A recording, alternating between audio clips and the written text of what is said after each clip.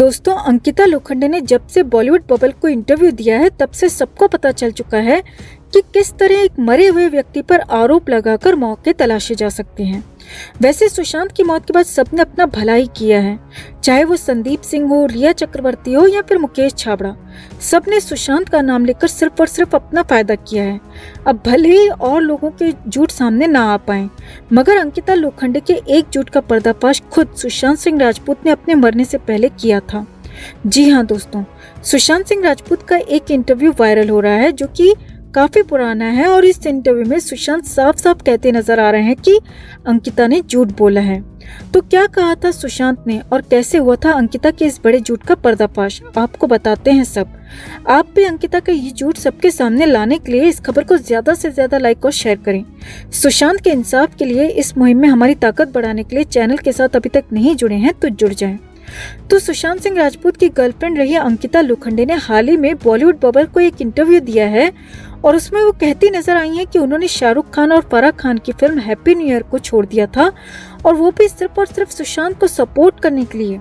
अंकिता ने इस इंटरव्यू में कहा कि सुशांत को सपोर्ट करने के लिए उन्होंने कई बड़े प्रोजेक्ट्स छोड़ दिए थे जिनमें शाहरुख खान की फिल्म हैप्पी न्यू ईयर भी शामिल थी। मगर अंकिता शायद भूल गई है कि इस बारे में 2014 में ही सुशांत ने खुद अंकिता के इस प्रोजेक्ट को लेकर बड़ी बात कही थी और सुशांत ने बताया था कि अंकिता ये फिल्म क्यों नहीं कर पाई। तो हैप्पी न्यू ईयर फिल्म अक्टूबर 2014 में रिलीज हुई थी। फिल्म रिलीज के बाद एक अवार्ड फंक्शन में सुशांत से पूछा गया था कि अंकिता ने हैप्पी न्यू ईयर फिल्म क्यों नहीं की।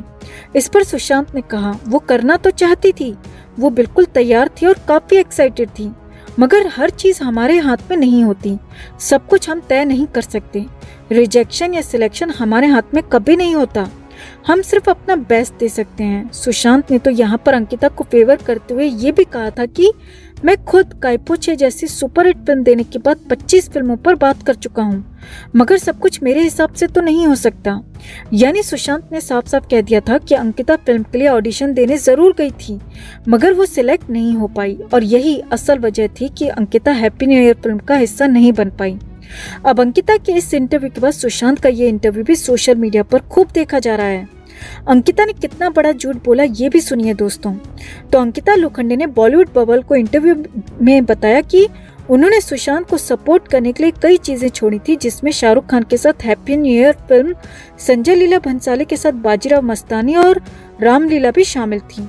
अंकिता ने कहा कि फराह मैम ने मुझे आगे से ऑफर दिया था और मैं हैप्पी न्यू ईयर फिल्म को लेकर शाहरुख सर से भी मिली थी। अंकिता ने तो ये भी कहा था कि शाहरुख सर ने मुझसे कहा था कि हम तुम्हें बेस्ट डेब्यू देने की कोशिश कर रहे हैं, तुम इनकार मत करो। अंकिता का कहना है कि उस वक्त वो सुशांत के साथ मकाऊ में थी और वैकेशंस एंजॉय कर रही थी और मन ही मन सोच रही थी कि हे भगवान मेरा इस फिल्म के लिए सिलेक्शन ना हो। अंकिता ने यहाँ पर बड़े ही भोले अंदाज में कहा दोस्तों कि लड़कियां तो ऐसी ही होती हैं, वो हमेशा सोचती हैं कि मेरा भला हो न हो, मेरे पार्टनर का जरूर अच्छा हो। मतलब अंकिता का कहना है कि उन्होंने सुशांत के लिए हैप्पी न्यू ईयर जैसी फिल्म को छोड़ दिया, जिसे बाद में दीपिका पादुकोण ने किया। मतलब अंकिता की छोड़ी फिल्म दीपिका करेगी, अंकिता की छोड़ी फिल्म अनुष्का शर्मा करेगी। अंकिता कितना और झूठ बोलेगी ये तो अंकिता ही जाने, क्योंकि अब तो खुद सुशांत सिंह राजपूत का इंटरव्यू सामने आ चुका है और वो असल वजह बता रहे हैं कि अंकिता ने आखिर हैप्पी न्यू ईयर फिल्म क्यों नहीं की हो, क्योंकि अंकिता का उस फिल्म के लिए कभी सिलेक्शन हुआ ही नहीं था दोस्तों। तो अंकिता के झूठ का पर्दाफाश हो चुका है, अंकिता ऑडिशन में सिलेक्ट नहीं हो पाई। एक मरे हुए आदमी पर कितने झूठ बोलोगी अंकिता, कुछ तो शर्म कर लो। तुमने सुशांत से प्यार करने का दावा किया था, तुम्हारी ऐसी बातों के बाद तुम में और रिया में क्या फर्क रहा। तो दोस्तों, अंकिता के इस झूठ और सुशांत के खुलासे के बाद आप क्या कहना चाहेंगे कमेंट में जरूर लिखें। हर अपडेट के लिए बने रहें हमारे साथ, क्योंकि आप हैं तो हम हैं।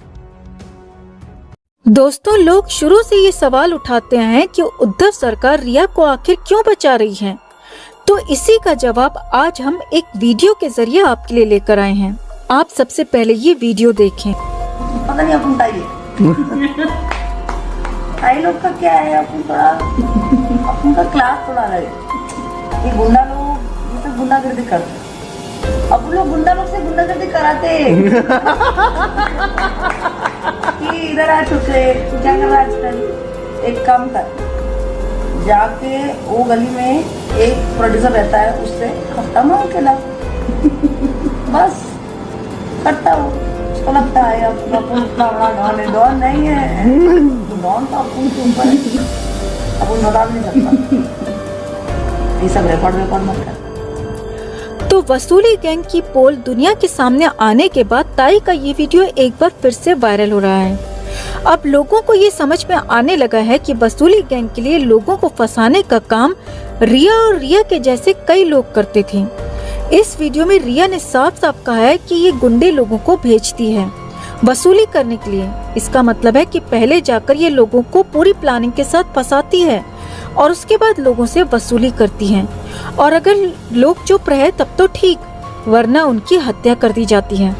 अपना सुशांत भी इस वसूली गैंग यानी कि रिया के चक्कर में पड़ गया, और ऐसे लोगों के पास पुलिस, वकील, जज सब होते हैं बचाने के लिए, क्योंकि वसूली का पैसा सबको जाता है। फिर कोई क्यों इनसे फीस लेगा भाई, ये तो वसूली गैंग की क्वीन है। तो अब आपकी समझ में आया कि महाराष्ट्र की उद्धव सरकार क्यों रिया को बचा रही थी, महाराष्ट्र की पुलिस क्यों रिया को बचा रही थी, मान शिंदे जैसे महंगे वकील क्यों मुफ्त में रिया का केस लड़ रहे हैं। अब सारी पिक्चर साफ हो रही है। हम उम्मीद करते हैं कि सीबीआई जल्द से जल्द एक्शन में आए और इस वसूली क्वीन को इसकी सही जगह, इसकी सही औकात दिखाए। इस लड़ाई में हमारे साथ बने रहें दोस्तों। सुशांत के लिए अपना प्यार और सपोर्ट दिखाने के लिए इस खबर को ज्यादा से ज्यादा लाइक और शेयर भी जरूर करें। दोस्तों, इन दिनों महाराष्ट्र से खबरें ही ऐसी आ रही हैं कि जिनके बारे में आपको पता होना अति आवश्यक हो चुका है।